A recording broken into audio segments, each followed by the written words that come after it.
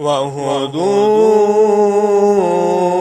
إِلَى الطَّيِّبِ مِنَ الْقَوْلِ وَهُدُوا إِلَى صِرَاطِ الْحَمِيدِ أعوذ بالله من الشيطان الرجيم بسم الله الرحمن الرحيم قسمیں ہوتی ہیں تین. کون کون سی؟ نمبر 1 یہ ماننا کہ عبادت کا حقدار صرف ایک اللہ ہے، ہر عبادت اللہ کے لیے ہوگی، صرف اللہ کے لیے ہوگی. یہ کیا ہے؟ توحید عبادت، توحید الوہیت بھی اسے کہہ لیتے ہیں. توحید کی پہلی قسم کا نام کیا ہے؟ توحید. میرے بھائی یہ سب کو یاد کر لیں، اللہ کی توحید کے بارے میں ہے، شرمانے کی ضرورت نہیں ہے، منہ سے نکالیں یہ الفاظ. تو توحید کی پہلی قسم کیا ہے؟ توحید عبادت، کہ ہر عبادت اللہ کے لیے، جسے بھی آپ عبادت سمجھتے ہیں. اب سجدے کو آپ عبادت سمجھتے ہیں کہ نہیں؟ تو پھر ہر سجدہ اللہ کے لیے، کوئی بھی سجدہ کسی اور کے لیے نہیں ہونا چاہیے. یہ جانور جو آپ ذبح کرتے ہیں، کیا یہ عبادت ہے کہ نہیں؟ تو یہ عبادت ہمیشہ اللہ کے لیے ہو، کبھی بھی کسی اور کے لیے نہ ہو. منت مانیں تو ایک اللہ کے لیے، رکوع کریں تو اللہ کے لیے، جھکیں تو اللہ کے لیے، مشکل وقت میں غیبانہ طور پہ پکاریں تو ایک اللہ کو. قبر والے کو پکاریں گے تو آپ نے شرک کر دیا، کیونکہ یہ اللہ ہے جو بغیر سبب کے سنتا ہے. جنگل میں آپ تنہا ہیں، آپ پکار رہے ہیں، اللہ کو دیکھ نہیں رہے، لیکن آپ کو یقین ہے کہ سبب کے بغیر بظاہر اللہ مجھے نظر نہیں آ رہا، لیکن میری آواز پہنچ رہی ہے، وہ مجھے دیکھ رہا ہے، میری مدد کرنے پہ قادر ہے. یہ صرف کس کی ہے؟ اللہ کی.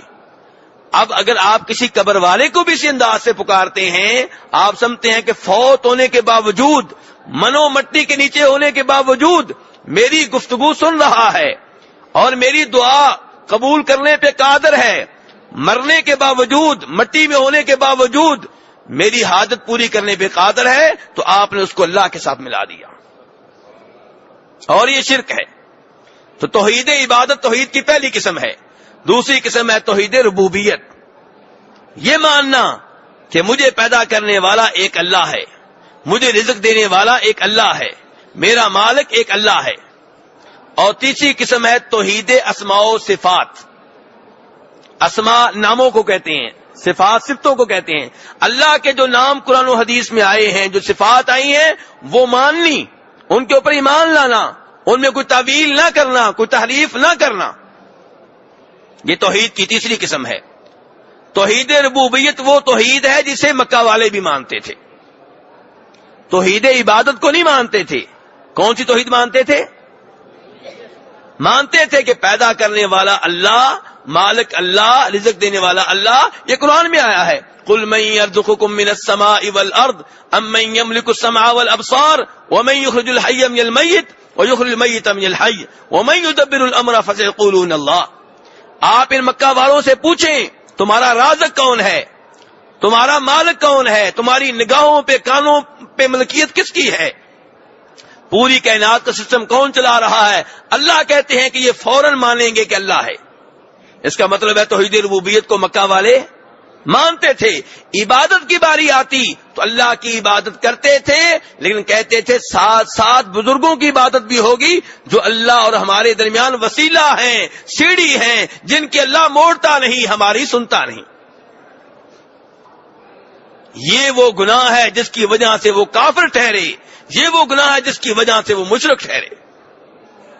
اور یہی گناہ اگر آج کلمہ پڑھنے والا مسلمان کرے گا، اگر یہی گناہ کلمہ پڑھنے والا مسلمان کرے گا تو اس کے اوپر بھی وہی حکم لگے گا جو ان کے اوپر لگتا تھا.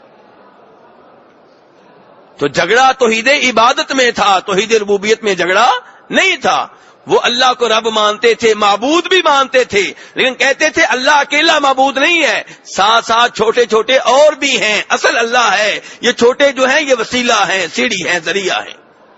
ورنہ بیت اللہ کو تعمیر کرنے والے وہ ہیں، بیت اللہ کے خادم وہ ہیں، حاجیوں کی خدمت کرنے والے وہ ہیں، حج وہ کرتے تھے، عمرہ وہ کرتے تھے، طواف وہ کرتے تھے، مینا میں جاتے تھے، مزدلفہ میں جاتے تھے، غریبوں فقیروں مسکینوں کا خیال رکھتے تھے، لیکن پھر بھی کافر کے کافر تھے، مشرک کے مشرک تھے، اس لیے کہ سمجھتے تھے کہ لات کان رجلن، جو کہ ایک آدمی تھا، اس کی یادگار قائم ہو چکی تھی، سمجھتے تھے کہ اس کو پکاریں گے تو رب راضی ہوگا، پھر رب بیٹا دے گا۔ تو توحید کی 3 اقسام ہیں، توحید عبادت، توحید ربوبیت اور توحید اسماء و صفات۔